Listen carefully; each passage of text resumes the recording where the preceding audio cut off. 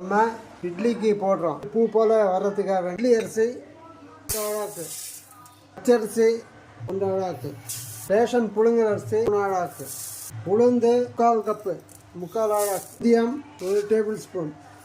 இப்போ நல்லா தண்ணி விட்டு கிளம்பி ஒரு 6 மணி நேரம் ஊறினாக்க அதுக்கப்புறம் ஒரு 100 கிராம் அவல் 1/2 மணி நேரத்துக்கு ஊற வச்சு சேர்த்து அப்படியே மொத்தமாக சேர்த்து அரைக்கணும். அரைச்சி நீங்கள் இட்லி பதத்துக்கு வர மாதிரி அரைச்சி எடுத்துக்கோங்க.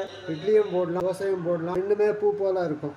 ஒரு அழகாக்க அவல் கிளம்பிட்டு 1/2 மணி நேரத்துக்கு முன்னாடி அரிசி கூட வச்சிடணும். ஊற வச்சு இப்போ கிரைண்டரில் போட்டுட்ருக்கேன். கிரைண்டர் நல்லா மைய அரைச்சி ஒன்றா எடுத்து உங்களுக்கு வேண்டியதை இன்னைக்கு செலவுக்கு வேண்டியதை எடுத்து வச்சுக்கிட்டு பாக்கிய நாளைக்கு இது பண்ணோம்னா நல்லா தோசை இட்லிலாம் நல்லா வரும். இட்லி தோசைக்கு சேர்த்து தான் மாவு அரைச்சிருக்கு. இட்லி நீங்கள் ஊற்றுனீங்கன்னா குஷ்பு இட்லி மாதிரி வரும். தோசை கர்நாடகாவில் தோசை இருக்குது, அந்த பஞ்சு மாதிரி, அது மாதிரி தோசை வரும்.